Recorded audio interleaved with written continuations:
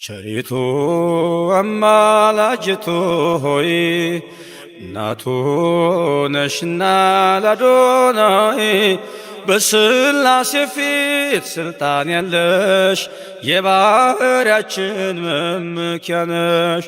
በሥላሴ ፊት ስልጣን ያለሽ የባሕርያችን መመኪያ ነሽ። ሰላም ቤተሰቦቻችን፣ የምንገኘው በዋናው ቻናላችን ላይ ነው።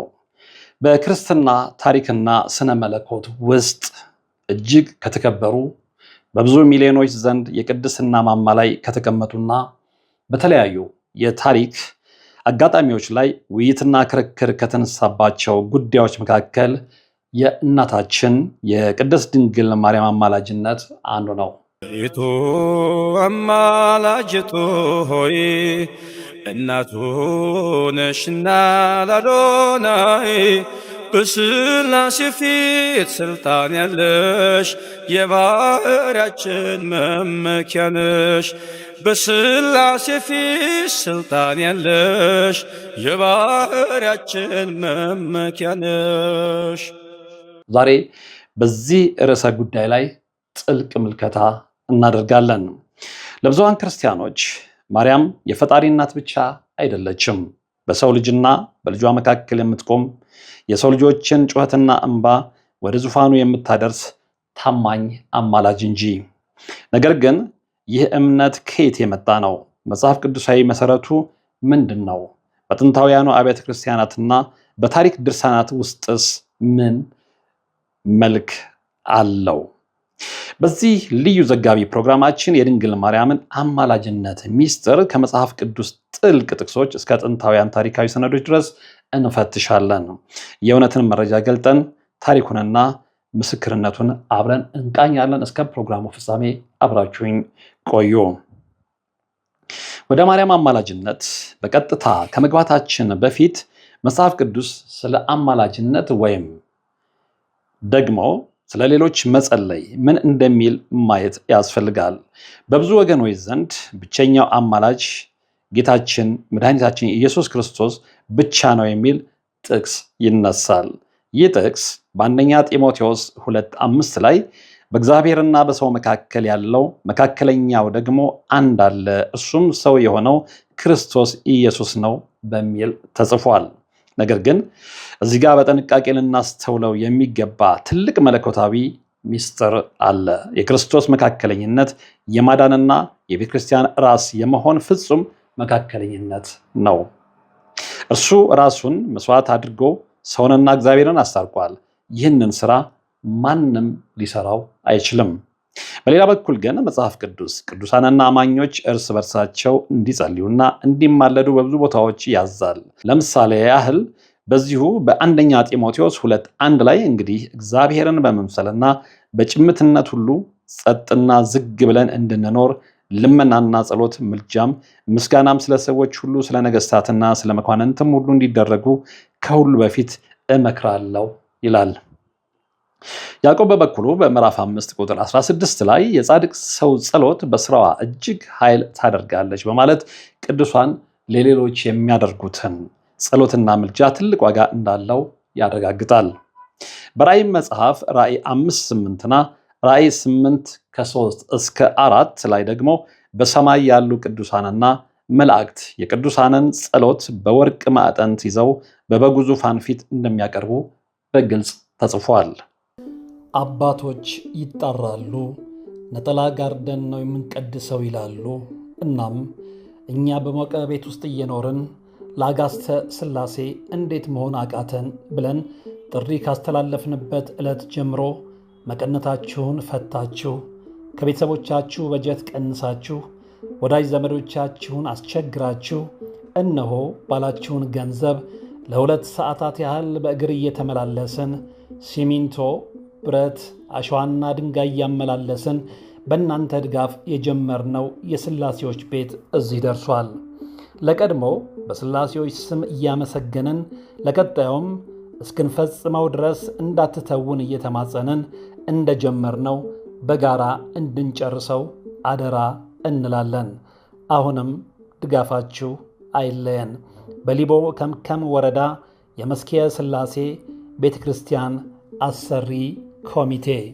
ስለዚህ በምድር ያሉ ቅዱሳንም ሆኑ በሰማይ ያሉ ነፍሳት ለሌሎች መማለድና መጸለይ እንደሚችሉ መጽሐፍ ቅዱስ በግልጽ ያስተምረናል። ታዲያ ከቅዱሳን ሁሉ በላይ የሆነችው መለኮትን በማኅፀኗ የተሸከመችው ድንግል ማርያም ምልጃ እንዴት ይታያል? የድንግል ማርያምን ልዩ አማላጅነት ለመረዳት ወደ ወንጌላት መሄድ ይኖርብናል። በማቴዎስ፣ በማርቆስ፣ በሉቃስና በዮሐንስ ወንጌል ውስጥ የማርያም ሚና እንዲሁ ተራ ሳይሆን ከመለኮታዊ አዳኝ ስራ ጋር እየተቆራኘ ነው። የመጀመሪያውና ትልቁ የመጽሐፍ ቅዱስ ማስረጃ በዮሐንስ ወንጌል ምዕራፍ 2 ላይ የሚገኘው የቃና ዘገሊላ የሰርግ ታሪክ ነው። በዚያ ሰርግ ላይ የወይን ጠጅ ባለቀ ጊዜ አስተናጋጆቹ ሳይጠይቋትና ሳይለምኗት ማርያም በራሷ ተነሳሽነትና እናታዊ ርኅራኄ የሰርገኞቹን እጥረትና ሀፍረት ተመለከተች። ወደ ልጇ ቀርባም ወይን ጠጅ እኮ የላቸውም አለችው። የጌታ መልስ ጊዜ ገና አልደረሰም የሚል ቢሆንም እርሷ ግን ለአገልጋዮቹ የሚላችሁን ሁሉ አድርጉ በማለት የታዘዘች ፍጹምና ድንቅ እናት ነበረች። ውጤቱ ምን ሆነ? ጌታ ጊዜው ባይደርስም እንኳ የእናቱን ልመናና ምልጃ አክብሮ የመጀመሪያውን ተአምር አደረገ። ውሃውንም ወደ ምርጥ ወይን ቀየረው። ይህ ታሪክ ምን ያስተምረናል? ማርያም በምድር ላይ ሳለች ሰዎች ሳይለምኗት እንኳ የሰዎችን ችግር አይታ በልጇ ፊት የምትማለድ ፍጹም ደግ፣ ቅንና ሩህሩህ እናት መሆኗን ነው። ዛሬስ በሰማይ በክብር ሳለች የሰው ልጆችን ችግር አትመለከትምን? ሌላው አስደናቂ ማስረጃ በሉቃስ ወንጌል 1:41 ላይ ይገኛል። ማርያም ኤልሳቤጥን ለመጠየቅ ድምጿን ባሰማች ጊዜ የኤልሳቤጥ ማኅፀን በደስታ ዘለለ። ኤልሳቤጥን በመንፈስ ቅዱስ ተሞላች። የማርያም ሰላምታና ድምፅ እንኳን መንፈስ ቅዱስንና በረከትን የሚያሰጥ ከሆነ የእርሷ ጸሎትና ምልጃ ምን ያህል ኃይል ይኖረው ይሆን? በብሉይ ኪዳን ደግሞ የንጉሥ እናት ገብረ እግዚእ ክዊን ማዘር ልዩ ስልጣንና ክብር እንዳላት እናያለን። በአንደኛ ነገሥት 2:19 ላይ ንጉሥ ሰለሞን እናቱ ቤርሳቤህ ወደ እርሱ በመጣች ጊዜ ከዙፋኑ ተነስቶ ሰገደላት፣ በቀኙም ሌላ ዙፋን አዘጋጅቶ አስቀመጣት። እናቱም አንዲት ታናሽ ልመና እለምንሃለው አታሳፍረኝ ባለችው ጊዜ ንጉሱ እናቴ አልመልስሽምና ለምኛ አላት። ይህ በብሉይ ኪዳን ከነበረው ጥላ በአዲስ ኪዳን በንጉሠ ነገሥት ኢየሱስ ክርስቶስና በእናቱ በቅድስት ድንግል ማርያም ላይ በተሟላ ሁኔታ ይፈጸማል።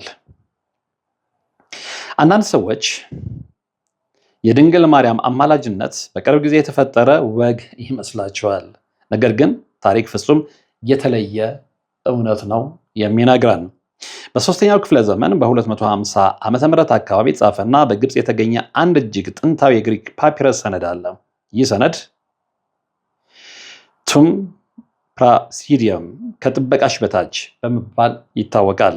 በውስጡ የያዘው ጸሎት እንዲህ ይላል። የእግዚአብሔር እናት ሆይ በችግራችን ጊዜ ጸሎታችንን አትናቂ፣ ከቅድስትና ከብሩክት ድንግል ማርያም በስተቀር ከሁሉም አደጋዎች ሁሉ አድኝን።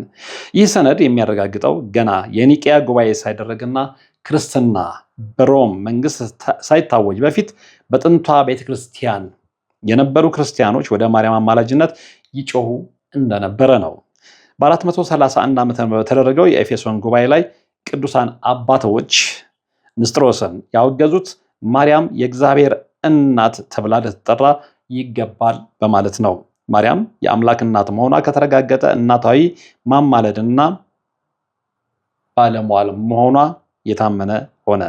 ታላቁ የታሪክ ምሁርና የቤተ ክርስቲያን አባት ቅዱስ ዮሐንስ አፈወርቅና ቅዱስ ኤፍሬም ሶርያዊ በድርሳኖቻቸው ላይ ስለ ማርያም አማላጅነት እጅግ ጥልቅ የሆኑ ምስጋናዎችንና ምልጃዎችን አስፍረዋል። ድንግል ማርያም ለሰው ልጅ ሁሉ የምታደርገው ምልጃ የቤተ ክርስቲያን የዘላለም ቅርስ ነው። የድንግል ማርያም አማላጅነት የክርስቶስን ክብር የሚቀንስ ሳይሆን በተቃራኒው የክርስቶስን መለኮታዊ ፍቅርና የቤተ ክርስቲያንን አንድነት የሚያሳይ ነው። እርሷ የሰማይ ደጅ፣ የሰው ልጅ ተስፋና የታማኝ ጸሎት ምሳሌ ናት። መጽሐፍ ቅዱስን ስናጠና፣ ታሪክን ስንመረምር የምናገኘው እውነት አንድ ነው። ድንግል ማርያም በቃና ዘገሊላ ወይን ጠጅ እኮ የላቸውም እንዳለች ሁሉ ዛሬም በህይወታችን ሰላም፣ ደስታና ፍቅር ላጣን ለሰው ልጆች ሁሉ ሰላም የላቸውም፣ ፍቅር የላቸውም፣ አንድነት የላቸውም እያለች በልጇ ፊት ትማልዳለች። እርሷ ደጓ ፍቅር የሆነችው እናታችን ናት። ጌታችን በዕለተ ዓርብ በመስቀል ላይ ሆኖ ለፍቅሩ ደቀ መዝሙር ለዮሐንስ እነኋት እናትህ ባለው ጊዜው ማርያምን ለቤተ ክርስቲያን እና ለዓለም ሁሉ እናት አድርጎ ሰጥቷል። እናት ደግሞ በፍጹም ልጆቿን አትረሳም። ስለዚህ የማርያም አማላጅነት በታሪክና በመጽሐፍ ቅዱስ እውነታ ላይ የጸና በሚሊዮኖች ህይወት ውስጥ ተአምርና በረከትን ያስመሰከረ ኃይል መሆኑን ማንኛችንም ልንሽር አንችልም፣ አቅምም የለንም። የእርሷ እናታዊ ምልጃና ጸሎት ከሁላችን ጋር ይሁን፣ አሜን። እንግዲህ ዛሬው መርሃ ግብር የተካተላችሁት ነበረ። በቀጣይ በሌላ መርሃ ግብር፣ በሌላ መረጃ፣ በሌላ ፕሮግራም እንገናኛለን። እስከዛው ግን በያላችሁበት ሰላም። አባቶች ይጣራሉ፣ ነጠላ ጋርደን ነው የምንቀድሰው ይላሉ። እናም እኛ በሞቀ ቤት ውስጥ እየኖርን ለአጋስተ ሥላሴ እንዴት መሆን አቃተን ብለን ጥሪ ካስተላለፍንበት ዕለት ጀምሮ መቀነታችሁን ፈታችሁ፣ ከቤተሰቦቻችሁ በጀት ቀንሳችሁ፣ ወዳጅ ዘመዶቻችሁን አስቸግራችሁ፣ እነሆ ባላችሁን ገንዘብ ለ2 ሰዓታት ያህል በእግር እየተመላለስን ሲሚንቶ፣ ብረት፣ አሸዋና ድንጋይ እያመላለስን በእናንተ ድጋፍ የጀመርነው የሥላሴዎች ቤት እዚህ ደርሷል። ለቀድሞ በሥላሴዎች ስም እያመሰገንን ለቀጣዩም እስክንፈጽመው ድረስ እንዳትተውን እየተማጸንን እንደጀመርነው በጋራ እንድንጨርሰው አደራ እንላለን። አሁንም ድጋፋችሁ አይለየን። በሊቦ ከምከም ወረዳ የመስክየ ሥላሴ ቤተ ክርስቲያን አሰሪ ኮሚቴ